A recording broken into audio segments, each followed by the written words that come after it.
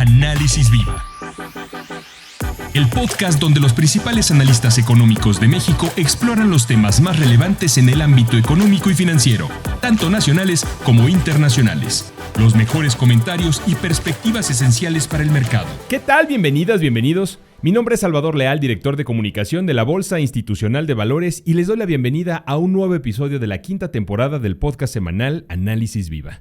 Un espacio de opinión y reflexión que hemos ido construyendo de la mano de los analistas más relevantes del sector durante 5 años ya. No olviden seguirnos en todas nuestras redes sociales para mantenerse al tanto de los datos más importantes en los mercados de nuestro país. El día de hoy le damos la bienvenida a nuestro invitado. Él es Ricardo Gallegos, director general adjunto de análisis económico de HR Ratings. Ricardo, qué gusto tenerte con nosotros en este Análisis Viva. Salvador, siempre un placer. Oye, si te parece bien, comencemos este episodio platicando un poco de la nota que ustedes mismos dan esta semana. Vimos un cambio en la perspectiva de calificación. ¿Cómo debemos entender este cambio de perspectiva? ¿Cómo se lee lo que ustedes mismos publican esta semana? Claro que sí. Mira, creo que es una pregunta muy importante de inicio. El cambio de una perspectiva en una calificación soberana debe entenderse como que existe una probabilidad medianamente alta de que en los próximos 12 meses se traduzca esa acción de calificación. En este caso, ratificamos la calificación del soberano en HRBB+ global y cambiamos la perspectiva de estable a negativo. Entonces, lo que vamos a hacer a partir de ahora pues es un seguimiento muy minucioso de las principales variables macroeconómicas del país, ver qué diferenciales encontramos en términos de las principales variables y tomar una decisión en torno a si se da esta baja de calificación, que usualmente es un nivel, también hay que decirlo, y que eso se traduciría pues probablemente en una baja, aunque existe la posibilidad de que los números, la tendencia y que la vida nos alcance positivamente y que esto no se traduzca en una baja en la calificación del país. Hablas de ciertos fundamentales que motivan este cambio. ¿Cuáles son las palancas que son las que se mueven para que se modifique la perspectiva? Creo que es un muy buen espacio para platicarlo, como decía mi abuelita, en cristiano. A ver, ¿sí? Son 3 factores fundamentales que motivan el cambio de perspectiva. 1, la desaceleración que estamos viendo desde el punto de vista económico en 2024 y 2025, número 1.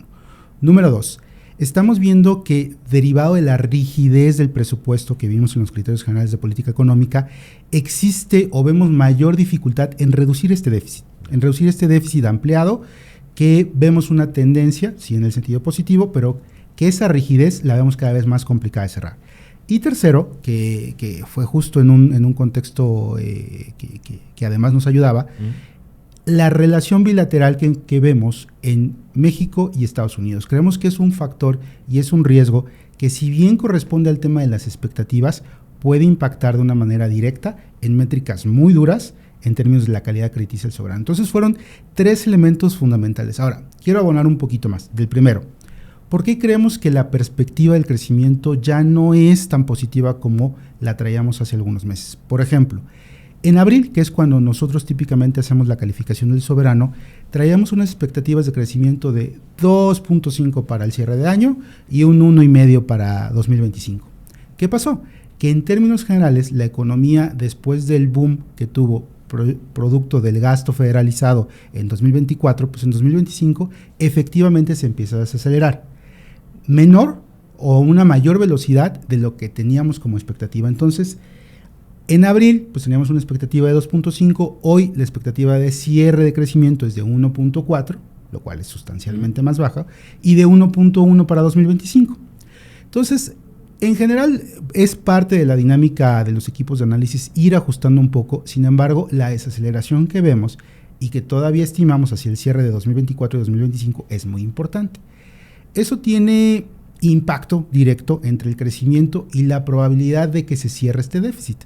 El déficit que en 2024 que tuvimos prácticamente un 6%, y que se promete bajarse, bueno, en un inicio se prometía bajarse la mitad y hoy estamos en 3,9%, ¿no? Entonces, si bien eso es una tendencia correcta, nuestras métricas con ese nivel de crecimiento y con ese nivel de déficit hace que la deuda neta todavía se incremente por arriba del 50%, que era más o menos lo que teníamos estimado. Entonces, ¿qué cambia? Cambia tu perspectiva del crecimiento, tiene un efecto en el déficit y un efecto en la trayectoria de la deuda neta, que al final del día es uno de los componentes más importantes de la deuda.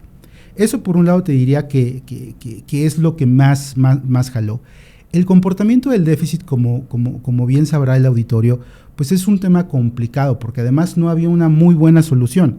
Ni siquiera era lo recomendable por parte del equipo de Hacienda reducir al 3%, sobre todo cuando venías en un ambiente y una economía desacelerada. Sí. Es prácticamente invitar a una recesión nosotros mismos. Entonces, creemos que por ahí estuvieron los fundamentales, o más bien ahí están los fundamentales de este cambio de perspectiva. Mencionabas ahorita acerca de ciertos riesgos políticos. Tenemos, por supuesto, la relación de México y Estados Unidos, pero también los mismos cambios que se están dando al interior de nuestro país. ¿Qué tanto pesan estos cambios o estos factores dentro de la decisión?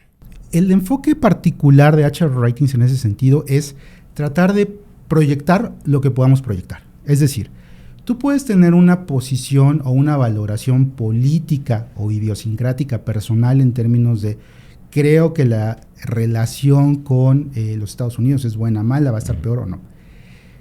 Desde nuestro punto de vista, lo que hicimos fue, en caso de que estos riesgos se materialicen, por un lado, hablando de la relación bilateral, creemos que pudiera tener un impacto mediano alto. Sí. Probabilidad media o media baja, pero con un impacto alto. Eso ya se traduce en que la velocidad a la que tú estás esperando crecer ya no se materializa. Entonces, ese es uno de los fenómenos que nosotros impactamos a través de nuestras proyecciones en crecimiento. Seguramente habrá quien diga, bueno, pues es que eso solamente es una expectativa y hasta no ver, no creer. Muy válido, pero creemos que la tendencia y la composición económica derivada de esta relación sí es muy relevante en términos de un riesgo latente que vemos hoy en día. Ahora, por el lado de las reformas constitucionales, hay un componente dentro de la calificación, todas las agencias lo tenemos, que evalúan factores de gobernanza. Los cambios que estamos viendo constitucionalmente, desde el punto de vista de HR, no estamos haciendo ninguna evaluación en términos de gobernanza. No estamos haciendo una evaluación idiosincrática de si esto es bueno o es malo.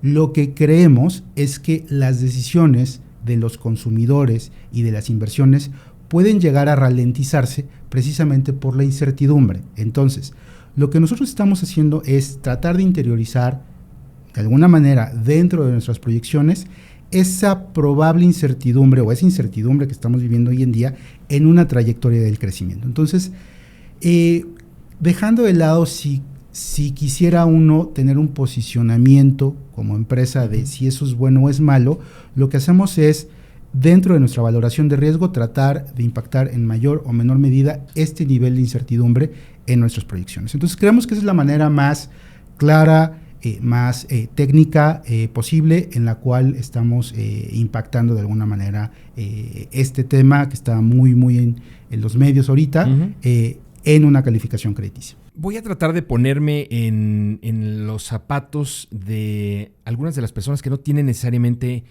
una visión muy sofisticada de la economía o de las finanzas, y me gustaría hacerte una pregunta que a lo mejor suena muy burda, pero ¿y? ¿No? A ver, ¿cómo nos afecta esto? Si hay cambio hacia arriba, hacia abajo, si cambia la perspectiva, si cambia la calificación, ¿eso de qué manera modifica el entorno? ¿Por qué debería de importarnos esto que nos estás platicando hoy en día? En términos generales, cualquier calificación es una señal de mercado. Te dice, oye, ¿cómo estás a nivel de deuda? ¿Estás apalancado? ¿No estás apalancado? Sí. ¿Cómo cree alguien fuera de tu equipo interno, fuera de los que hacen esos números, cómo te ve desde el punto de vista exterior? Es decir, es un análisis que trata de quitar el sesgo de yo lo estoy haciendo y yo creo que voy a hacer esto, que es como el presupuesto se presentó, claro, por dar un ejemplo, y dar una óptica de un tercero sobre cuál es la trayectoria de esa fortaleza financiera. En términos, palabras más, palabras menos, eso es una calificación de riesgo crediticio. ¿Qué te dice el atributo? El atributo en general en el mercado financiero es muy valuado porque te permite dar una advertencia temprana, positiva o negativa, de que creemos que esto puede o no seguir por un buen o un mal camino. Bien. Y en función de eso, los tomadores de decisiones toman precisamente sus decisiones. ¿Cuál es el impacto, por ejemplo, en una calificación soberana? El costo de la deuda. Salir a fondearte al mercado interno o externo con una calificación, por ejemplo, que es grado de inversión o no grado de inversión, es sustancialmente diferente en términos financieros. Bien. Si lo quieres ver a nivel micro, es como cuando tú vas a una digamos, a una empresa a comprar algo a crédito y te dicen, está perfecto, pero a ver, tráeme tus ingresos, tus gastos, tu nómina. Claro. Bueno, pues puedes comprar hasta acá. Esta es tu línea de crédito. Claro.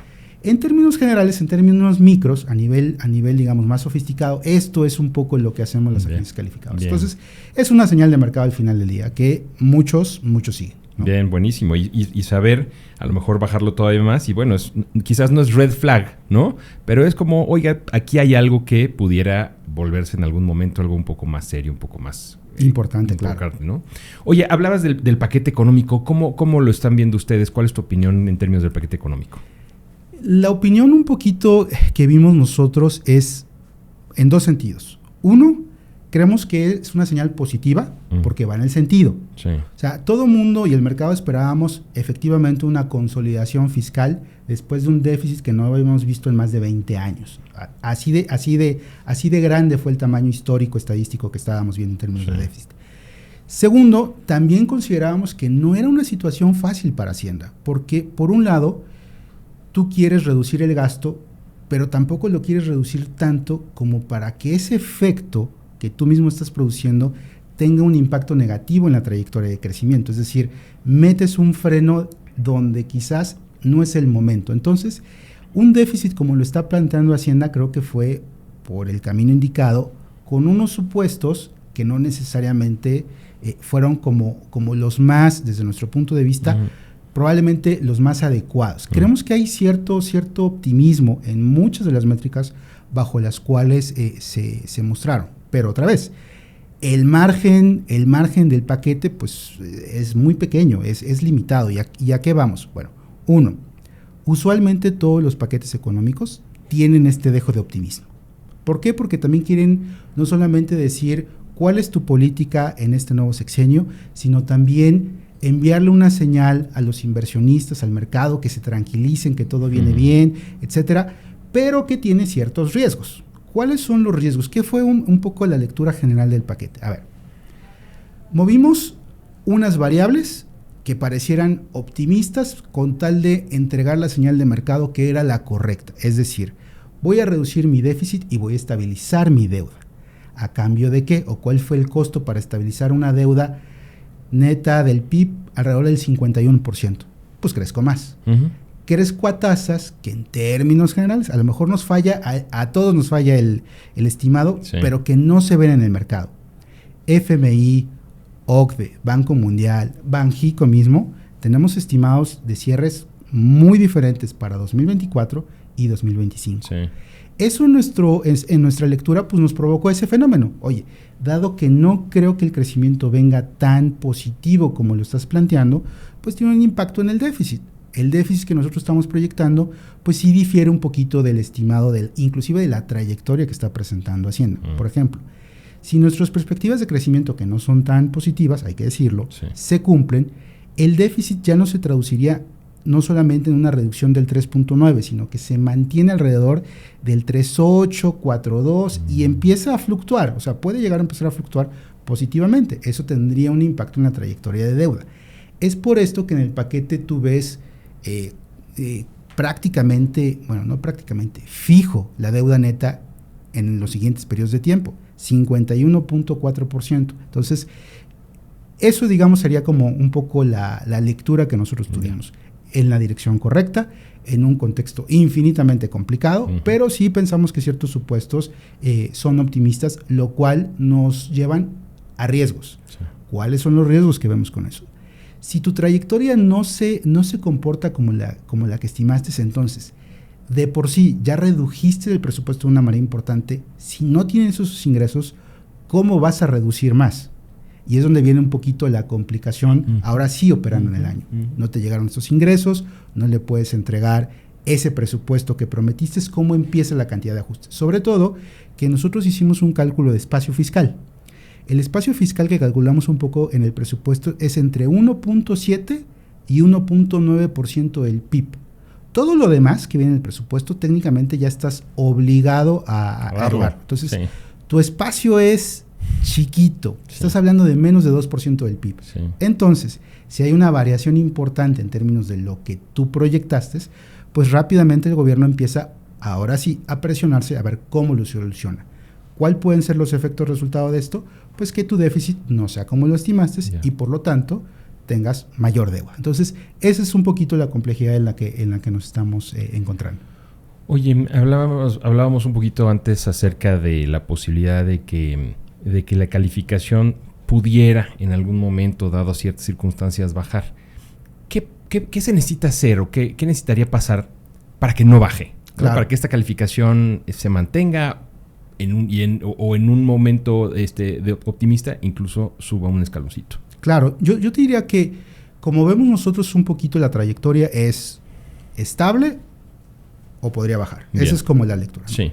Inclusive lo mencionábamos en nuestro comunicado. ¿Cuáles serían, digamos, los escenarios bajo los cuales más bien pudiera retirarse esa perspectiva?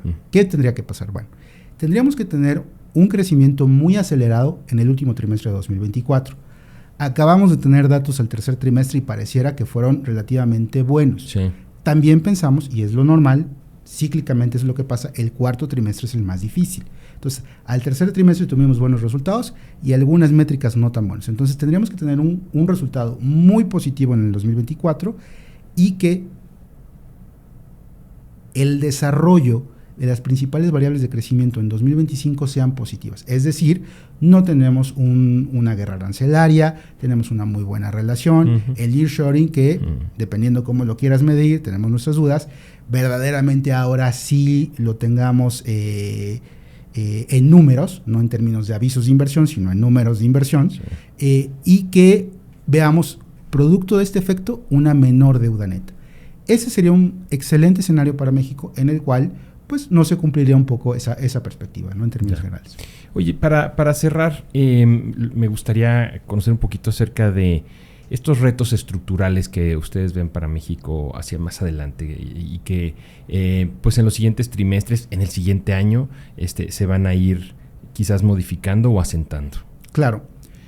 Yo creo que el tema más importante desde el punto de vista de análisis de la calificación soberana siempre va a estar ligado a esta trilogía de crecimiento, déficit, deuda. Eso encadena básicamente los retos estructurales para el país.